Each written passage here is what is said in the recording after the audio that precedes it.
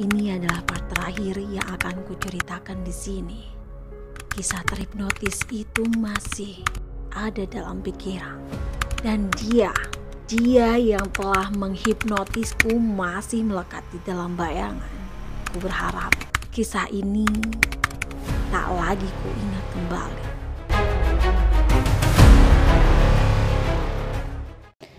Assalamualaikum warahmatullahi wabarakatuh. Kembali lagi bersama saya di Miss Nui Official. Ini merupakan video kisah nyata saya, yaitu masih di terhipnotis selama 2 hari di part terakhir, yaitu part 3. Buat teman-teman Sobat Nui dimanapun berada, buat yang sudah menonton di part 1 dan part 2 pasti akan sangat paham di part terakhir ini. Perlu teman-teman ketahui, kenapa saya share tentang ini? Ini sejujurnya buat reminder saya sendiri, ya, agar kalau pergi itu hati-hati, waspada, dan tentunya tidak cepat percaya gitu aja sama orang yang baru kita ketahui, baru kita jumpa, ngajak ngobrol enak terus kita kebawa alur ceritanya. Singkat cerita, kita flashback lagi. Awal saya bertemu beliau di stasiun kereta api, yaitu dari Pasar Minggu menuju stasiun kota. Saya masih ingat betul muka beliau itu seperti apa. Di akhir cerita, di part 2 kemarin, saya mengatakan, saya diperintahkan beliau untuk menuju salah satu tempat ATM yang ada di dekat tempat tinggal saya.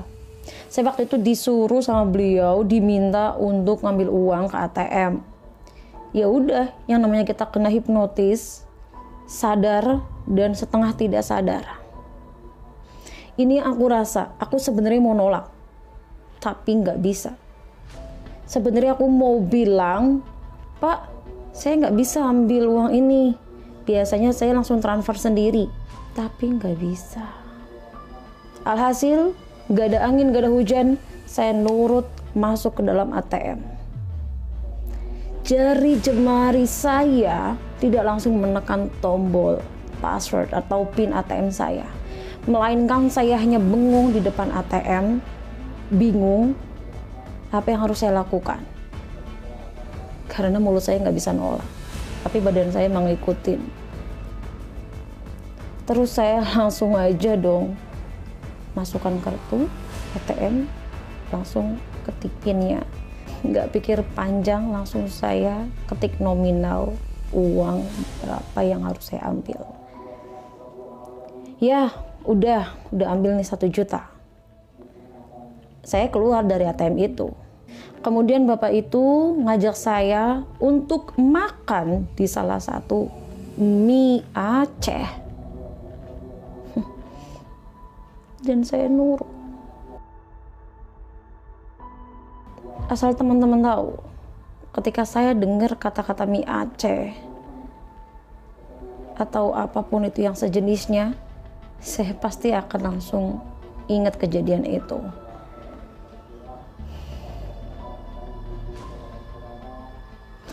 Karena dengan entengnya saya langsung bilang, iya Pak, saya belum makan. Karena beliau tanya, sudah makan belum? Oh, seharian sama beliau kok. Akhirnya kita jalan kaki mencari tempat makan mie Aceh tersebut. Dapatlah tempat makan itu. Beliau tanya, kamu mau pesan apa? Terserah Pak. Oke nih, kita duduk. Duduk itu kita bersebelahan, nggak berhadapan. Jadi selayaknya anak sama bapak sedang makan di tempat makan. Pas lagi lapar setelah melakukan perjalanan gitu loh. Jadi aku nggak punya firasat apapun pada saat itu, padahal itu udah malam puncaknya di malam kedua. Itu sebenarnya malam kedua saat aku kena hipnotis itu. Oke, kita makan, udah makan. Saya nggak lahap makannya waktu itu. Makan pelan-pelan, baru berapa suap beliau langsung nanya lagi.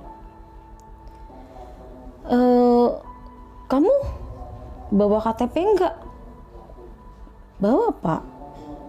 Bawa dompet kan? Iya Pak. Saya boleh lihat HP kamu nggak?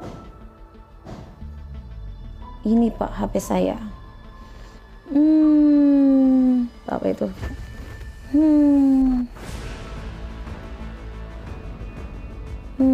kayaknya HP kamu harus diganti deh. Dan kalian tahu pada saat itu saya masih menggunakan HP ini, HP pemberian dari kakak saya.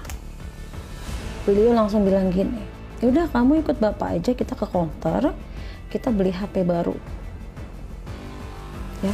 Terus HP ini kamu jual, nanti kekurangannya bapak yang bayar. Teman-teman tahu saya jawab apa? Saya jawab, enggak pak, terima kasih, karena HP ini HP pemberian dari kakak saya, jadi sampai kapanpun nggak akan saya jual gitu.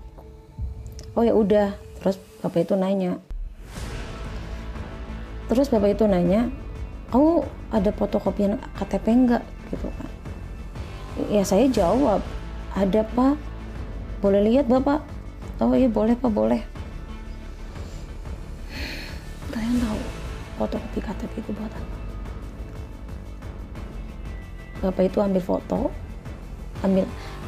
bapak itu ambil HP, kemudian ambil foto, open camera, cekrek, dia ambil foto dari fotokopi KTP saya.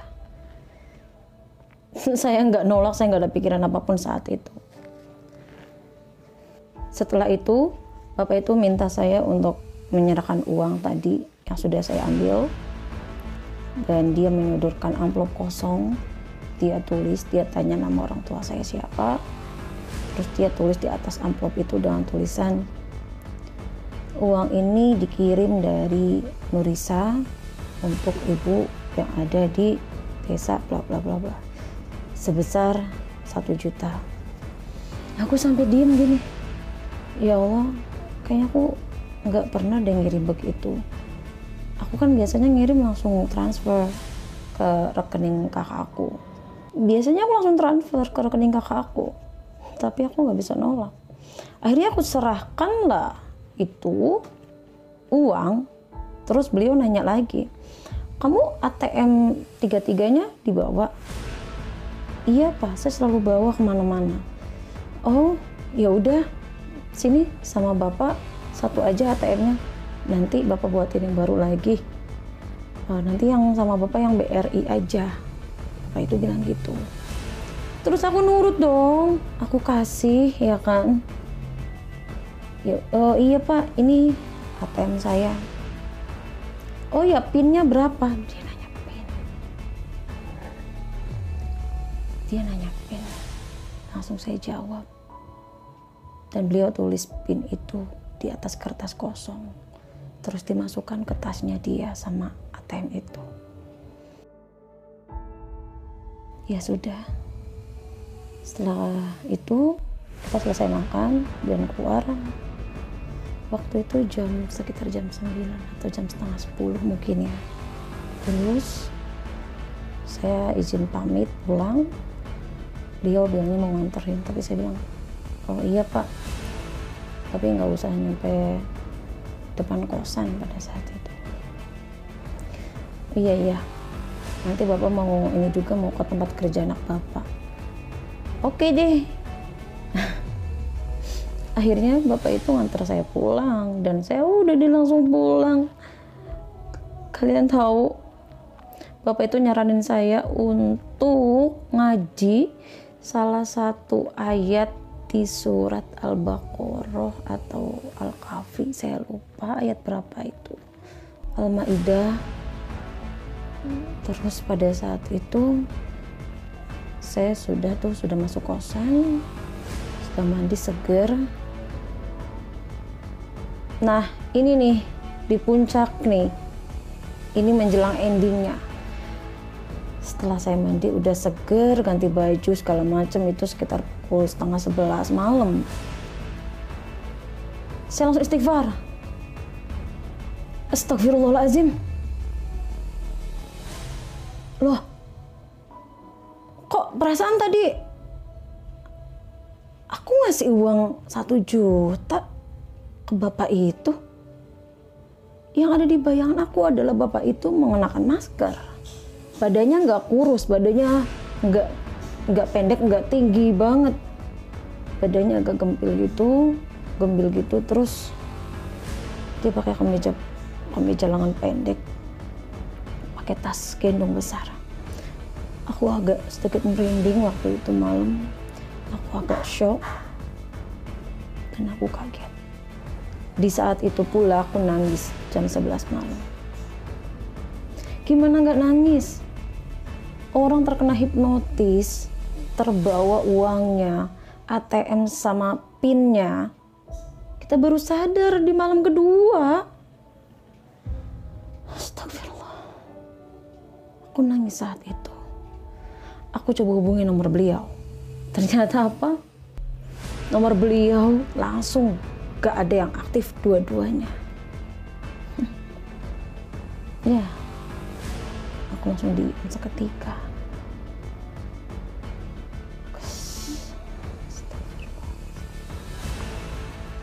Aku nggak bisa apa-apa saat itu.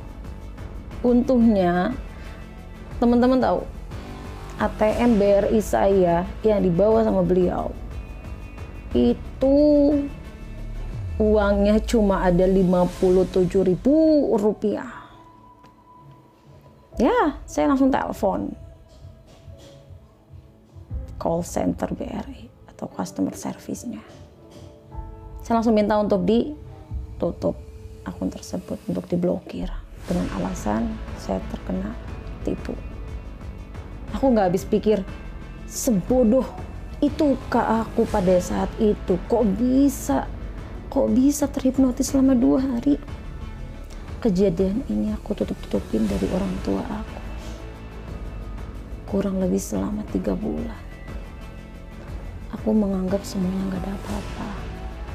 Dan kejadian ini adalah kejadian menjelang Lebaran. Ya, saat Ramadan.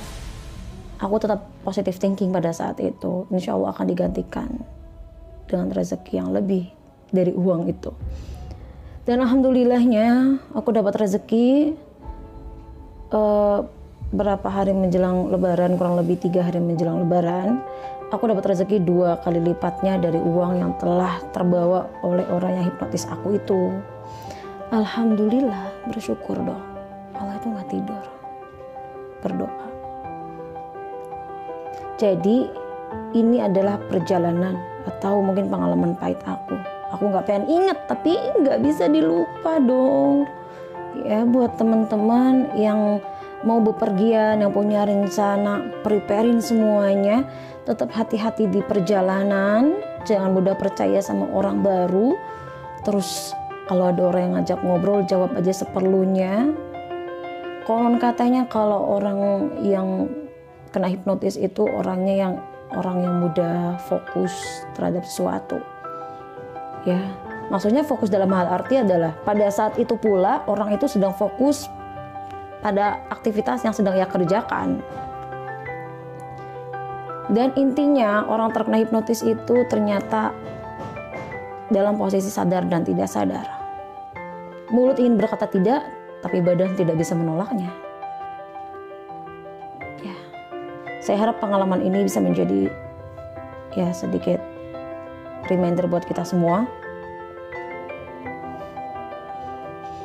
Terima kasih buat teman-teman yang sudah ngikutin part 1, part 2, dan part 3 ini. Saya ucapin terima kasih dan selalu berhati-hati, mawas diri dimanapun kita berada, selalu berdoa sebelum perjalanan dimulai. Oke, thank you. Mungkin ini aja cerita dari saya dan semoga tidak terjadi lagi, amin. Kurang lebihnya mohon maaf.